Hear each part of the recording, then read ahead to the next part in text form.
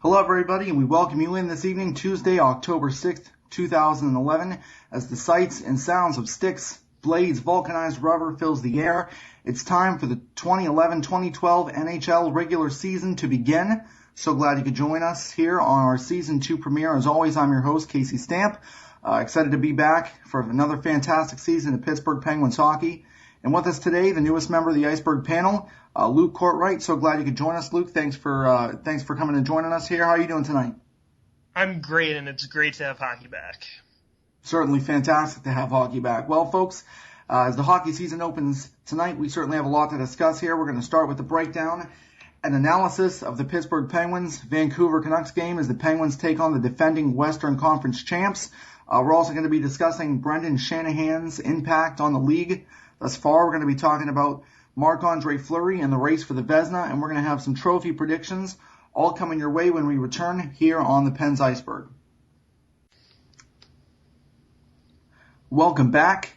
We'll begin with our game analysis of the Pittsburgh Penguins facing off against the last year's President's Trophy winners Vancouver Canucks. So many good players on that team. Really proved their depth and their talent in the long playoff run that ultimately saw them lose in the Stanley Cup Finals Game 7 on their home ice. First period, Penguins came out surprisingly energetic, scoring a goal. And early in the game, it was James Neal on the power play. Obviously, Neal struggled last year after being traded to Pittsburgh. Luke, what do you think we can expect from number 18 this season? With the healthy Evgeny Malkin and Steve Sullivan beside him, 30 goals certainly seems realistic. James Neal has that big body. He can skate, win battles in the corners, and go to the front of the net. There's always going to be a place for someone like James Neal on the Penguins. Absolutely. Look for him to do great this season, as you said, along with those two line mates, and either whether he's with Malkin and Sullivan or possibly bumped up to Sidney Crosby's line playing with Kunitz. Certainly, I think the fans expect him to do great, and he usually has great starts. As we saw in Dallas, he's going to have great line mates, just like he did back on the Stars with Brad Richards. Shortly after, it was Matt Cooke on the power play off a fantastic pass from Pascal Dupuis. So really a lot of energy and good skating in the first. The obvious mistake was Marc-Andre Fleury putting the puck into his own net, scoring on himself and cutting the lead in half. Second period, Matt Cooke again on specialty teams, this time shorthanded. Luke, what got into Matt Cooke on that night? Do you think it's just his style of play? Do you think that style of play is what we can expect to see from him all season long as he has a clean year? Well, I mean, I certainly wouldn't expect him to lead the league in goal scoring, but I think we'd both agree that Matt Cooke is a more than serviceable player. He'll finish his checks, chip in a few goals, be a great penalty killer. He'll get under the other team's skin. And we've seen that Dan Bilesma is willing to let his PK turn defense into offense, and I think that really fits Matt Cooke's game to a T. If he can stay out of controversy, he's going to be a huge contributor to this team. Absolutely, and certainly our penalty kill first in the league last year, not just for killing penalties, but for shorthanded goals. That's what the Pittsburgh Penguins are known for. Really dangerous on the PK, almost as dangerous as they are even strength. They've shown that they could score any time on the PK. Later in the second, it was Keith Ballard cutting the lead to 3-2. Partner, how would you rate the Pittsburgh Penguins' defensive effort in this game? When the breakdowns happen, they happen in bunches. There was an issue with closing games out last year, so this wasn't really the way they wanted to start the year. And honestly, I thought it was a pretty weak game for Zbigniew Michalek in particular. I think that's a good observation. I'd agree with that. Certainly not one of his finer games, especially starting out. But I think Chris Letang also had a pretty weak game in terms of puck handling, turnovers, giving away the puck, especially up against the boards. But oftentimes Chris Letang is so strong, so fast, and so agile that he can make up for those mistakes. And I think he did a pretty good job of doing that late in the game last night. He made up for some of his mistakes and redeemed himself. And he's really the type of player who can evolve his game. And whatever rule changes are made in the future, he's a guy that's going to be able to adapt very well to them. So no more scoring in the third. The game would go to an overtime period, but nothing doing in the OT period. So the game would be settled by a shootout. Marc-Andre Fleury made two fantastic saves in the shootout. Of course, a lot of his money last year was made in shootouts as well. Of course, Penguins winning a lot of shootout games, getting a lot of points after the injuries to Evgeny Malkin and Sidney Crosby. Then it was Chris Letang and Evgeny Malkin both scoring in the shootout to give the Pens the victory on opening night. All right, Luke, it's time for you to give me your first star of the game. If you had to pick one player, who most contributed to this Penguins victory? It's really hard to go against Matt Cook. 2 goals, high energy, great on the PK, and avoid anything that could get him in hot water. Great start to the season for him, and really great to see him with his head on straight. Absolutely, and I think that that's the type of play. As long as he's clean, certainly he's not a 40-goal scorer, but, I think anywhere between 15 to 20 to 23 is what you can expect from him if he's really, as you said, avoids anything that would keep him out of hot water. If he can have a clean record, a clean slate, and a clean year, I think that certainly he won't be stellar, but he's going to be someone who can really step up and contribute to this Pittsburgh Penguins team, offensive, defensively, and certainly on special teams. All right, folks, we're going to be taking a short break, and when we come back, we're going to talk about Brendan Shanahan and his impact on the leagues thus far. Stay tuned. Welcome back in. One of the biggest hot topics around the league in this past offseason was Colin Campbell stepping down as head disciplinarian, and former New York Ranger Brendan Shanahan steps in.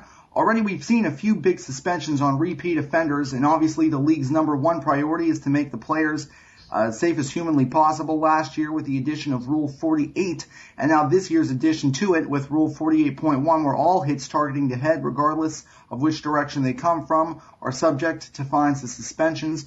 Obviously last year it was just the blindside hits, and now it's any hit targeting the head regardless of direction. Luke, how would you evaluate Shanahan's performance thus far? I think he's doing exactly what he needs to be doing. Whether it's from fans or team personnel, I think people just want the accountability for the players to be there. The big criticism on Colin Campbell was his inconsistency. To use a familiar example to Pens fans, Matt Cook didn't get suspended at all for his very infamous hit, I guess, on Marc Savard, but then later in the season he ended up with 17 games for the hit on Ryan McDonough of the Rangers. I personally feel like Shanahan's removing some of these question marks by working almost off of a checklist and throwing the book at some of these guys early on. Hopefully he can keep it up.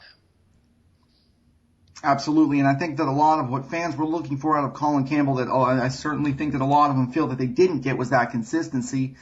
And, those videos where he explains exactly what the player did or did not do wrong, I think those are really going to make a big impact. This way the players understand what they are supposed to be doing, what they're not supposed to be doing, and there's a consistent factor there where all suspensions and fines will be the same for the same types of hits. And another issue that immediately comes to mind when you're talking about head hits is obviously who the responsibility is on to avoid the head. Obviously debate over the topic this summer. Luke, what amount of responsibility lies with the player doing the hit versus the player being hit? The main issue is that you can never have the mindset that you're not going to get hit. Hockey's a physical game, we all know that. We saw the Blackhawks' Ben Smith take a headshot a week or so ago as he was cutting across the middle of the ice with his head down. When you put your head down, that is an indicator for the defensive player to play the body. They're going to make that hit there. Players can't afford to hide behind the Rule 48 just because it's there. They have to be aware of their surroundings on the ice. Now, some of these plays along the boards, Jody Shelley, his suspension earlier is coming to mind. There's no reason for those hits to be made at all.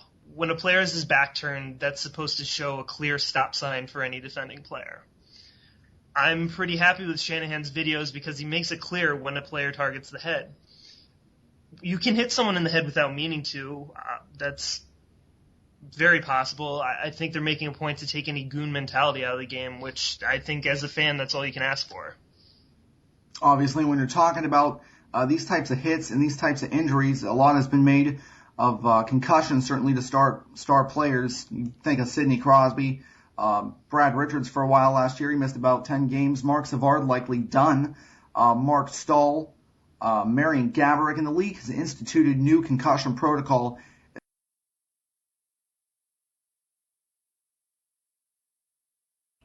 Even with the new concussion protocol, I think the goal is to altogether avoid these types of hits and injuries. That being said, without taking the physicality out of the game, between Rule 48, installing that rounded glass at the end of the benches, and taking out all the seamless glass from the rinks around the league, I think they've done a really great job so far. It seems like the next logical step to take is with equipment, mainly the hard cap shoulder and elbow pads. If the soft cap pads can do just as good of a job in protecting the players, it really feels like a no-brainer to me to make that switch permanently. Absolutely, and a lot has been done so far to protect the players, and the league obviously doing a fantastic job looking out for its players. All right, folks, we're going to take a quick break. When we return, we're going to talk about Marc-Andre Fleury in the race for the Vezina. Keep it right here on the Pens Iceberg.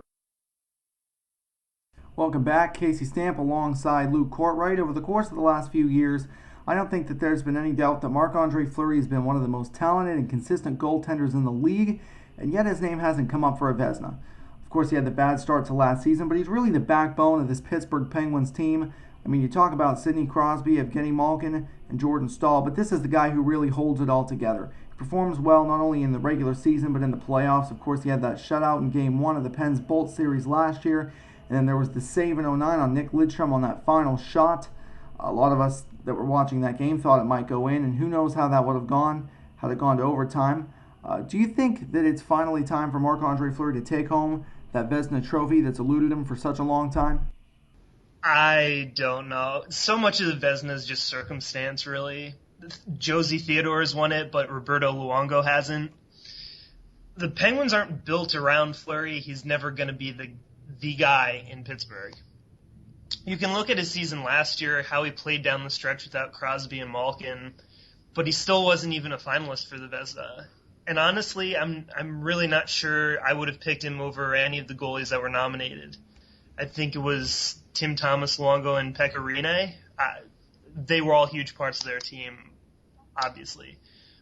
But at the end of the day, if the Pens win the Cup, Fleury doesn't win the Vezina, he's not going to care at all. So I would never predict it, but it's certainly within his capabilities. Certainly Fleury among the NHL's elite. And I guess that could lead us right into our final segment for tonight, trophy predictions. And I suppose there's no better place to start than the Vezina. We just talked about Fleury and his unique skill set. Luke, why don't you give us our pick for who do you think is going to win the Vezina trophy this year? It's hard to go against Tim Thomas, but with his age, he almost seems due for a down year. Luongo, as I just mentioned him, he's always out there. And I think we're going to actually see a really big year from Carey Price in Montreal. But in my oh-so-humble opinion, I think it's Ryan Miller's year. The Buffalo Sabres have gone out there and spent money, and it wasn't on those high-octane, one-dimensional players. It was a lot of two-way guys, the Ville Lenos, Christian Ehrhoff to an extent, bringing in Robin Regehr. The stats are always there for him, but I think we're really going to see him fill the win column this year as well, and he is my choice for the 2011